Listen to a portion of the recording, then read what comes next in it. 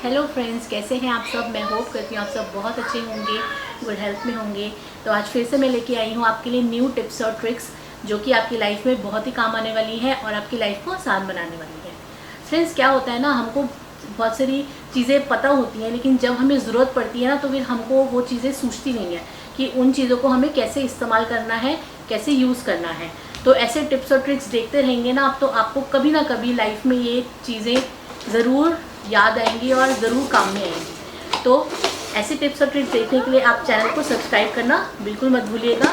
और अगर आपको टिप्स और ट्रिक्स अच्छी लगती हैं तो please give a thumbs up, और इससे मुझे मिलता है बहुत सारा मोटिवेशन, जिससे कि मैं आपके लिए लाती हूँ बहुत सारे नए नए आइडियाज़ और टिप्स। तो चलिए, बने रहिए मेरे साथ और वीडियो को एंड तक ज़रूर देखिएगा और कमेंट सेक्शन में बताइएगा कि आपको आज के वीडियो में कौन सी सबसे अच्छी लगी टिप। तो चलिए, let us start with the video.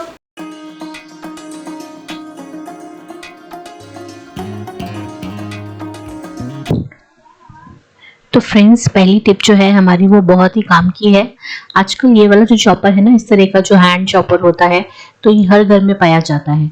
लेकिन इसको इस्तेमाल करना जो है थोड़ा सा लोगों को मुश्किल लगता है, क्योंकि इसमें क्या है, थोड़ा सा आपकी हाथ की एक्सरसाइज होती है एक तो, और ऊपर से जो इसकी स्ट्रिंग होती है ना, वो कभी कभार अटक जाती है। देखिए, इस तरह से मैं खींच रही हूँ ना, तो कभी कभार ये अटकने लग जाती है। तो ये हमको डिस्टर्बेंस पैदा करती है हम जब चॉप करते हैं। तो इसलिए लोग क्या करते हैं, इलेक्ट्रिक वाला जो चॉपर है वो बाय कर लेते हैं। लेकिन देखिए, अगर आप ये वैसलीन का इस्तेमाल करेंगे ना इस स्ट्रिंग पे, तो ये जो स्ट्रिंग है कभी भी नहीं अटकेगी और बहुत ही स्मूथली आपका चॉपर काम करेगा बिना अटके। और आपको कभी भी ऐसा मुझे फील नहीं हुआ कि मुझे इलेक्ट्रिक चॉपर बाय करना चाहिए। तो कैसी लगी ये टिप? बस वैसलीन की एक जो इसकी एक कोटिंग कर दीजिए और फिर आपका जो काम है वो बहुत ही आसान हो जाएगा। देखिए, बिल्कुल स्मूथली आपका जो वेजिटेबल है वो चॉप होगी। तो फ्रेंड्स, बढ़ते हैं आगे अपनी नेक्स्ट टिप की तरफ। अक्सर हम जो फ्रूट्स हैं वो एक फ्रूट बाउल में लाके रख देते हैं, लेकिन क्या होता है, जैसे हम उसको ओपन रखते हैं, तो अगर फ्रिज में रखने वाले फ्रूट्स नहीं है, हम बाहर रखते हैं, तो वहां पे फ्रूट फ्लाइज और मॉस्किटोज आने लग जाते हैं। आते हैं ना, इस तरह से अगर आप ओपन टोकरी में रखेंगे तो 100% मक्खियां भी आएंगी और मच्छर भी उसके ऊपर 1-2 दिन बाद भिनकने लग जाते हैं। लेकिन उसका एक बहुत ही मजेदार इलाज है, जो ये है ना, तेल होता है। देखिए, इस तरह से छोटी छोटी परफ्यूम बॉटल्स आती है ना, जिसमें जो ऑयल वाली होती है, हैंकी परफ्यूम्स होते हैं। हाँ जी, बस वही आपको लेना है और इसके देखिए चारों तरफ इस तरह से रब कर देना है उस ऑयल को। कुछ कुछ डॉट्स लगा देनी है और देखिए, आपकी जो फ्रूट फ्लाइज और मच्छर वगैरह आते हैं ना, वो बिल्कुल भी आपके फ्रूट पे नहीं भिनकेंगे और आपके फ्रूट हमेशा सेफ रहेंगे। तो कैसी लगी मेरी ये टिप, मुझे कमेंट सेक्शन में बताना मत भूलिएगा। तो चलिए, अब बताती हूँ मैं आगे। अक्सर लोग पूछते हैं कि मसाले जो है वो हम लॉन्ग टाइम तक सेफ कैसे रखें। तो अब मसालों को, जैसे बारिश वगैरह आ गई तो उसमें कीड़ा लग जाता है, और बहुत सारे मसाले हम ऐसे लाके रख लेते हैं जो कि हमारे बहुत जल्दी जल्दी यूज नहीं होते, तो उसमें भी कीड़ा लगने का बहुत ही ज्यादा डर होता है। तो बस आपको क्या करना है, उसमें डालनी है आधा चम्मच हींग। एक बोतल में आधा चम्मच हींग डालनी है और डालना है आधा चम्मच नमक, बस, और कुछ नहीं करना है। इससे आपके जो मसाले हैं वो बहुत लंबे टाइम तक बिल्कुल फ्रेश रहेंगे और उसमें कोई भी कीड़ा सुरसुरैरी लगने का कोई भी डर नहीं है, चाहे बारिश हो चाहे सर्दियां हो। तो इस तरह से आप अपने मसालों को बहुत लंबे टाइम तक स्टोर कर सकते हैं।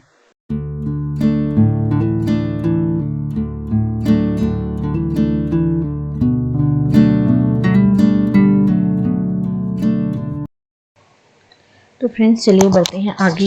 अब जो छन्नी होती हैं, ये इस तरह से आप देखते हैं ना, यूज कर करके इसके अंदर क्या होता है, चाय की पत्ती जो है फंसने लग जाती है। और एक दिन ऐसा आता है कि हमारी चाय छानना ही हमें मुश्किल हो जाता है, क्योंकि सारे जो इसके जितने भी छेद हैं वो सारे चाय की पत्ती से बंद हो जाते हैं। तो इसको हम कैसे क्लीन करें, इसको भी हमें मंथ में एक बार या फिर 2-3 हफ्ते में एक बार साफ करते रहना चाहिए, ताकि जो चाय की पत्ती है ना वो इसके अंदर जमा ना हो, क्योंकि जमा होने के बाद उसको एक साथ निकालना बहुत ही मुश्किल हो जाता है। तो थोड़ी थोड़ी करके अगर आप निकालते रहेंगे ना, तो वो ज्यादा आसान है। तो इसके लिए आपको क्या करना है, एक कढ़ाई लेनी है, उस पर करना है गर्म पानी। अच्छे से गर्म पानी में उबाल लेना है खौलता हुआ, और उसके अंदर डाल देना है आपको बेकिंग सोडा। हाँ जी, बस बेकिंग सोडा डाल देना है और थोड़ा सा डालना है डिटर्जेंट, जो आप अपने बर्तन धोने के लिए यूज करते हैं, वो वाला डिटर्जेंट डाल देना है। और चाय की पत्ती, जो ये चाय की छन्नी है ना, उसके अंदर डुबो के रख देनी है 10 से 15 मिनट तक। बस यही करना है आपको। तो जैसे ही आप 15 मिनट तक डुबो के रखेंगे तो वो थोड़ी थोड़ी जो है सॉफ्ट होने लग जाएगी। जो चाय की पत्ती है ना, इसके अंदर जो फंसी हुई है वो अच्छे से सॉफ्ट हो जाएगी, ठीक है। और उसके बाद आपको लेना है ब्रश, जो टूथब्रश होता है जिससे आप ब्रश करते हैं अपने दांतों वाला जो ब्रश होता है वो लेना है। कोई भी पुराना टूथब्रश ले लीजिए और उससे आपको इसको रगड़ना है। लेकिन उससे पहले आपको एक चीज और करना है, जो सेंधा नमक होता है ना मोटा वाला, जिसको रॉक सॉल्ट कहते हैं, जो मोटा वाला आता है रॉक सॉल्ट, वही लेना है और उससे ना इसको रब कर देना है, छन्नी के ऊपर रब कर देना है। देखिए जिस तरह से मैंने करा है ना उस तरह से। और ये ब्रश से इसको एक ही डायरेक्शन में जाके आपको रब करना है, एक ही डायरेक्शन में आपको इसको साफ करना है, ताकि जो चाय की पत्ती है ना वो आराम से बाहर आ जाए। अगर आप हर डायरेक्शन में इसको घुमाएंगे ना तो फिर वो बाहर नहीं आएगी, क्योंकि वो बहुत ही बारीक होती है और वो बहुत ही ज्यादा अच्छे से जाके उसमें चिपक जाती है, फंस जाती है, उसको निकालना बहुत ही मुश्किल है। तो इसलिए एक ही डायरेक्शन में अगर आप इसको रब करेंगे तो धीरे धीरे करके वो बाहर आती रहेगी। लेकिन उसके लिए आपको नमक का जरूर इस्तेमाल करना है, क्योंकि नमक से ना एक जो नमक होता है वो अंदर, वो भी छेद के अंदर जाके फंस जाएगा और नमक के जरिए वो चाय की पत्ती आपकी धीरे करके बाहर आ जाएगी। तो कैसी लगी मेरी ये टिप? अगर आपको जरा सी भी हेल्पफुल लगी हो, आपके काम आई हो, तो मुझे कमेंट सेक्शन में बताना मत भूलिएगा। तो फ्रेंड्स चलिए मैं आपको दिखाती हूँ फाइनल रिजल्ट क्या है।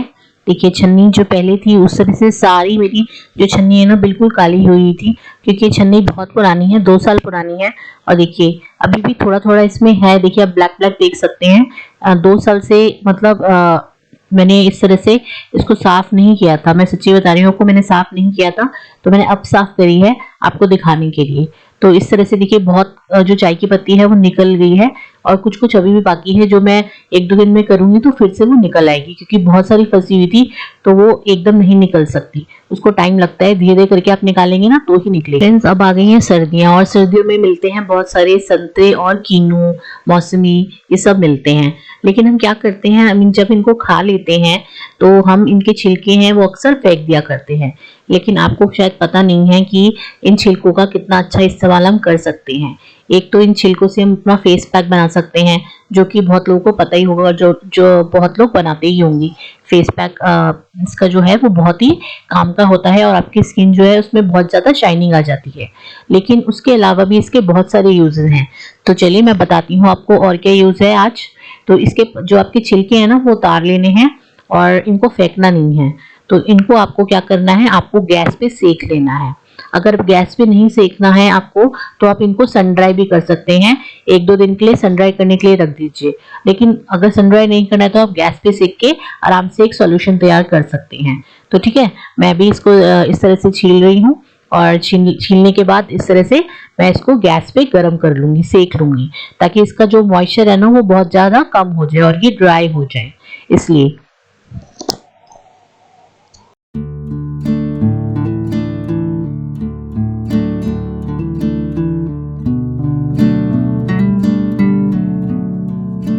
तो फ्रेंड्स बस आपको लेना है मिक्सर जार, और मिक्सर जार के अंदर ये जो हमारे छिलके हैं वो डाल देने हैं, और उसमें डाल देना है आधा ग्लास पानी, ठीक है। और अच्छे से इसको ग्राइंड कर लेना है, पूरा इसका जो है मतलब पूरा क्रश कर लेना है इसको। कुछ भी इसमें हार्ड जो छिलका है वो नहीं रहना चाहिए। बस करने के बाद हमें एक सॉल्यूशन तैयार करना है, एक खाली बोतल लेनी है और खाली बोतल के अंदर इसको डाल देना है, ठीक है।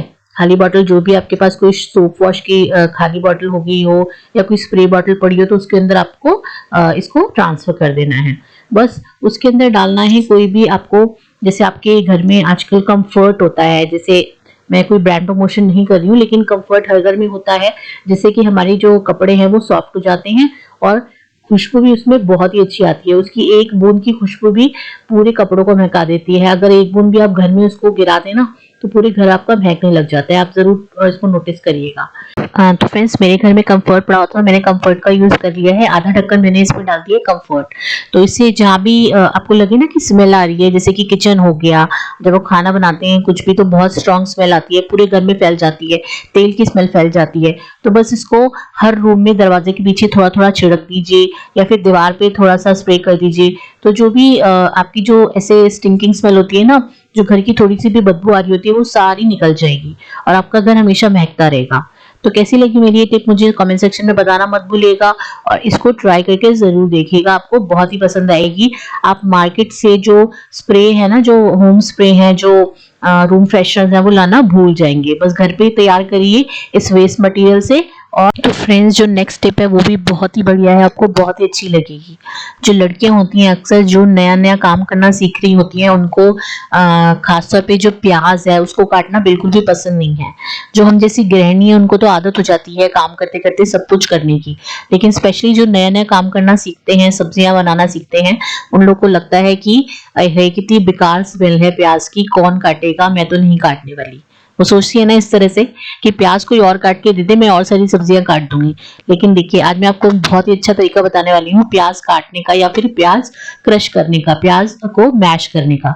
इस तरह से आपको लेना है ये क्रशर, और इस तरह से आपको डालना है ये फोक, प्याज के अंदर फोक लगाना है, और देखिए किस तरह से आराम से आपका जो प्याज है वो कस जाएगा, और आपका प्याज का पेस्ट रेडी हो जाएगा जिस भी सब्जी में आपको डालना हो, बिना हाथ लगाए। इससे क्या है, आपके प्याज की जो स्मेल है वो हाथों में भी नहीं आएगी और आपको जलन भी नहीं होगी। तो कैसी लगी मेरी टिप मुझे जरूर बताइएगा। तो ये बहुत ही इजी टिप है और आप सब भी कर सकते हैं। मैं आपको फोक के बहुत सारे यूजेस पहले भी बता चुकी हूँ, फोक से आटा गूंथना, फोक से आलू मैश करना, और आज मैं नया टिप लाई हूँ आपके लिए, फोक से प्याज को कसना। तो कैसा लगा? तो ये फोक बहुत ही कमाल की चीज है। तो हम बस इससे खाना ही खाते हैं, कुछ मैगी या चाउमीन ही खाते हैं, लेकिन इसके अलावा भी हम इससे बहुत काम कर सकते हैं। तो वो आपको नहीं बताते शायद, लेकिन अब आपको धीरे धीरे पता चल ही जाएंगी। तो मुझे कमेंट सेक्शन में बताना मत भूलिएगा। तो फ्रेंड्स, ऐसा कैसे हो सकता है कि मैंने आपको प्याज की टिप बताई हो और लहसुन की ना बताऊं? तो लहसुन का भी तो सेम यही काम होता है। लहसुन भी बहुत ज्यादा स्ट्रॉन्ग फ्रेग्रेंस देता है। जब भी कोई सब्जी बनती है या फिर हम लहसुन छीलते हैं तो पूरे घर में एक महक सी आने लग जाती है, और हमारे हाथों में तो आती ही है। तो हम क्या कर सकते हैं अपने हाथों को बचाने के लिए? तो हम इस तरह से एक तो पहले जब हम लहसुन क्रश करते हैं ना, तो हमारे हाथों में चुभने लग जाता है, जो मैशर होता है वो चुभने लग जाता है। तो हमें क्या करना है, एक प्लास्टिक की शीट लेनी है, जैसे जो भी घर में पॉलिथीन होती है ना, जिसमें सामान आता है, सब्जी आती है, फ्रूट्स आते हैं इस तरह के, तो उसका छोटा सा पीस काट लेना है और इस तरह से मैशर पे इसको लगा देना है। देखिए जिस तरह से मैं लगा रही हूँ। तो बस इसके ऊपर हमें रखना है लहसुन की कलियां, और इस तरह से हम लहसुन का पेस्ट तैयार कर लेंगे बिना उसको मतलब हम जब हाथ से तैयार करते हैं तो वो चुभने का डर लगता है, क्योंकि लहसुन की कलियां बहुत हार्ड होती हैं, तो वो चुभने लग जाती हैं हमको क्रशर में। तो देखिए प्लास्टिक की शीट ला के क्या है, हमारे हाथ भी सेफ रहेंगे, हमारे हाथों पे कोई कट वगैरह भी नहीं पड़ेगा, और लहसुन भी आराम से, लहसुन का पेस्ट भी आराम से तैयार हो जाएगा जिस भी सब्जी में हमको डालना है, बिना टाइम वेस्ट करे। तो कितना आसान तरीका है ना? तो आप मुझे बताना मत भूलिएगा कि आपको ये तरीका कैसा लगा। आप भी ट्राई करके देख सकते हैं, आपको बहुत ही अच्छा लगेगा, और हर बार आप इस तरीके को ही यूज करेंगे। अब जब भी लहसुन का पेस्ट बनाएंगे, आपको कोई भी झंझट वाला काम करने की जरूरत नहीं है, सिंपल सा ये काम कर लेना है, इससे आराम से लहसुन का पेस्ट बन जाएगा, आपको बिना नुकसान पहुंचाए। तो फ्रेंड्स, आज की वीडियो में कौन सी सबसे बेस्ट टिप लगी आपको, मुझे ये मैसेज करना मत भूलिएगा। मैं आपके कमेंट्स का इंतजार करूंगी, और मिलूंगी आपसे नेक्स्ट वीडियो में नए टिप्स और ट्रिक के साथ, नए कंटेंट के साथ। तब तक के लिए stay safe and bye bye.